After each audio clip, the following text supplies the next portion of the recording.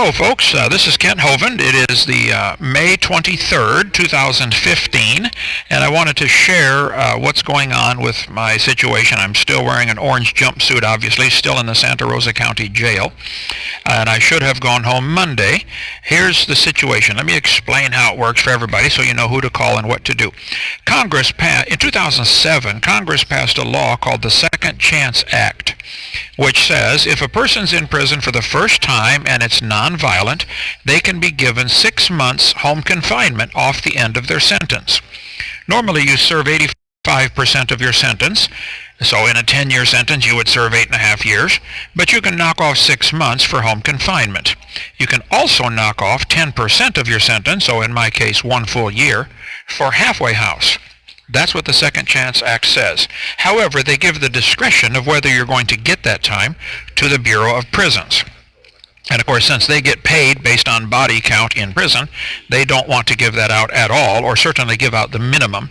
So I began back in 2013 putting in the proper paperwork up in Berlin, New Hampshire to say I would like to be released to the full year halfway house, which is 3 blocks from my house, and I would like the full 6 months home confinement. So I'm going to just quickly show the pictures to show the paperwork to show that I do indeed have these. I will mail these to Ernie or somebody who can then post them and send them to the appropriate people to show, yes, indeed, he did follow all the right rules. He followed the paper trail.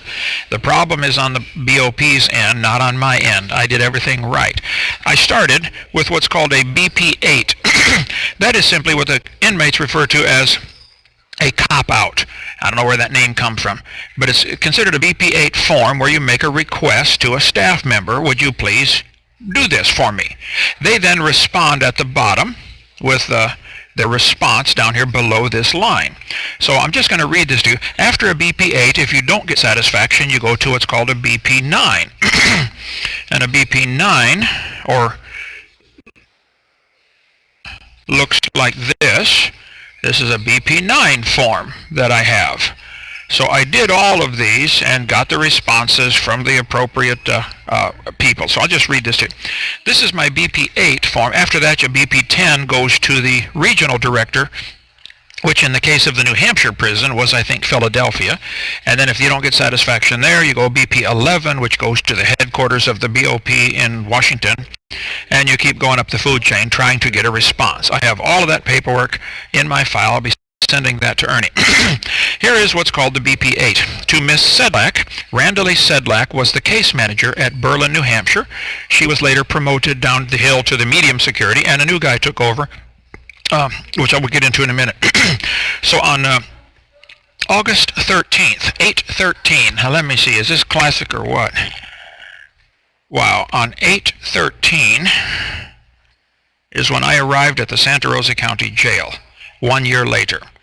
8/13 of the year 2013, a year before I came here, I wrote to Miss Sedlak and said, from Kent Hovind, register number 06452-017. Under the Second Chance Act of 2007, I hereby request that I be submitted for the full 12 months halfway house and or home confinement.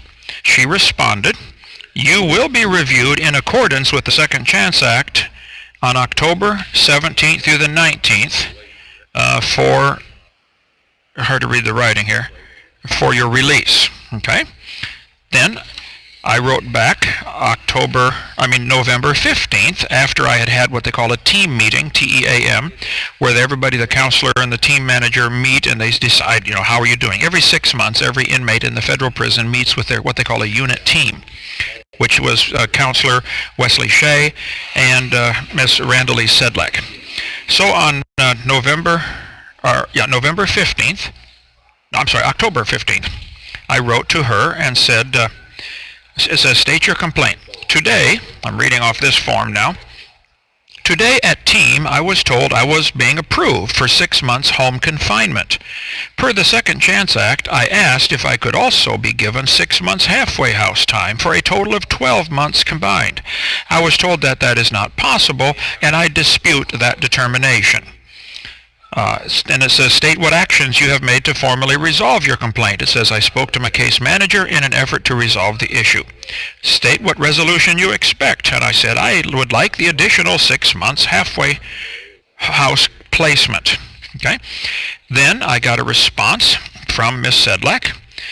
On October 15th, 2013, you were reviewed in accordance with the Second Chance Act of 2007.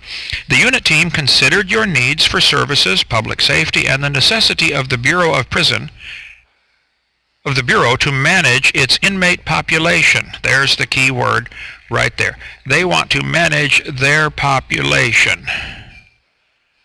In other words, we need your warm body here. We can't let you go because we don't have enough people because it cuts into our budget. You were determined to be appropriate for home detention placement based on your limited transitional needs. So they're admitting I was determined to be approved. This placement recommendation is of sufficient duration to provide the greatest likelihood of successful reintegration into the community. Then I went up to the next chain. This went to the warden. I put in a request and said, look, I want the 6 months halfway house in addition to the 6 months home confinement. The warden, Deborah G. Schultz, SCHULTZ, PhD, warden, responded on 10/30 of 2013. So this is 15 days after I put it in. This is in response to your request for administrative remedy dated October 2nd, in which you request consideration for 6 months residential reentry center, RRC, placement in addition to 6 months home detention. Records reflect that you were reviewed in accordance with the Second Chance Act of 2007 on October 15th, and recommended for 6 months of home detention placement to begin on your home detention eligibility date of February 11th, 2015. February 11th, 2015, I was approved to go home. It's 3 months ago now.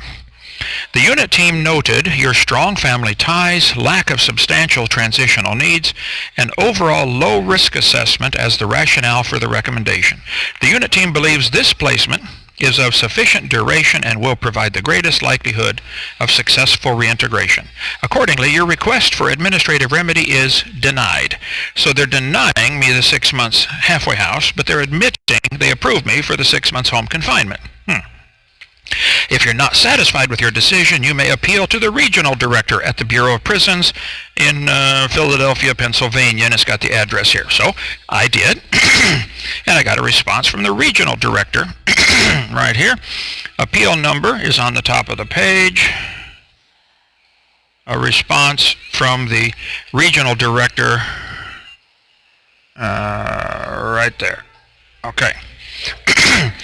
You appeal the decision of the warden at FCI Berlin and request additional RRC placement in conjunction with the home confinement placement. Placement in community programs are designed to provide transition for inmates reintegrating into society near the end of their sentence, and it talks about the program statement, etc. Let me skip down to paragraph 2. A review of your appeal reveals you have an August 11th, 2015 projected release date. Your unit team considered your individual situation, programming, and transitional needs pursuant to the above criteria and recommended 182 days of home confinement placement. So here's the regional director saying you were recommended for 182 days of home confinement. So the regional director, J.L. Norwood, says you were so they knew this paperwork was in the pipeline. This placement was determined to be sufficient to provide you the greatest likelihood of successful reintegration into the community.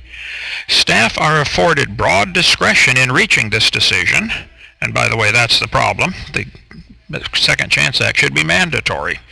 But and you present no evidence this discretion was abused. Accordingly, your appeal is denied. If you don't like it, appeal to the people in Washington, D.C. So I appealed to D.C. Actually, I filed a lawsuit saying I require that they follow this. This is the header page of the lawsuit. I don't know if you can, I'll just read the numbers onto you.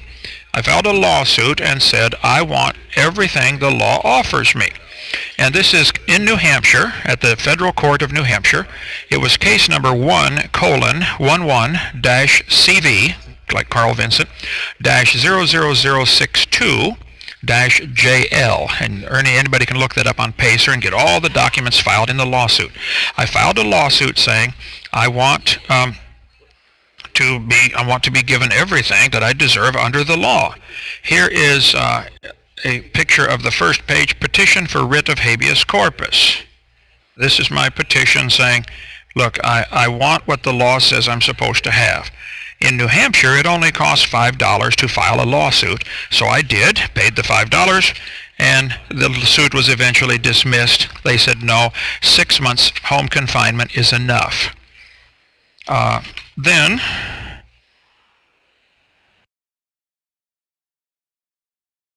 I have more documents. I have a lot of stuff. I will copy all of this and send it to Ernie to get posted online. But that's the general picture.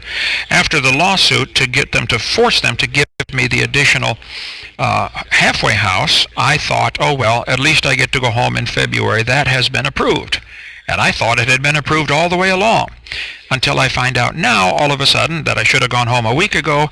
No, somebody did not sign a paper someplace. It appears like the ball got dropped in the Berlin, New Hampshire, at the case manager. Randall Sedlak, the case manager, shortly after she approved me, was promoted. A new man took over, named Patrick Deviney, who is still the case manager to my knowledge, and apparently he is the one who didn't finish the job and send the paperwork on.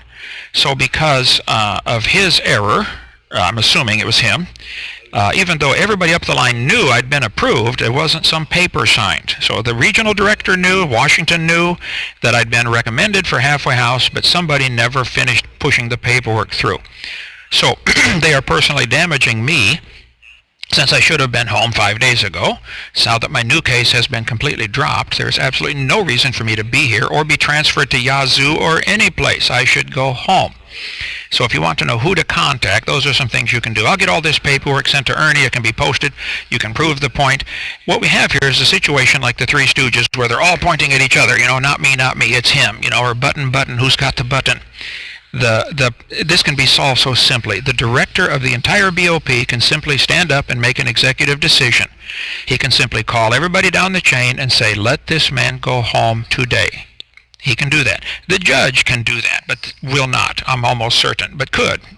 But that would involve modifying the sentence. They all have 50 reasons of why they can't do what obviously should be done in this case. So certainly I want you to pray. Whether it helps me or not is one issue. I'd like to go home, obviously. But I think the bigger picture is I think this is a classic case to expose the sheer stupidity of the system in general, and the bureaucracy. See, I have people on the outside like you that are helping me, making calls and praying and supporting. There are thousands of inmates that the same thing has happened to them, but nobody's out there helping them. So we're doing this for everybody. This is the season right now when the congressmen pay attention. For the next few months before election, every congressman is going to get elected again. All of them are listening, or at least pretending to be listening, to their constituents. This is the time for you to ask them some simple questions. Congressman, you want to run for Congress. You would like me to vote for you. I'd like to ask you some questions.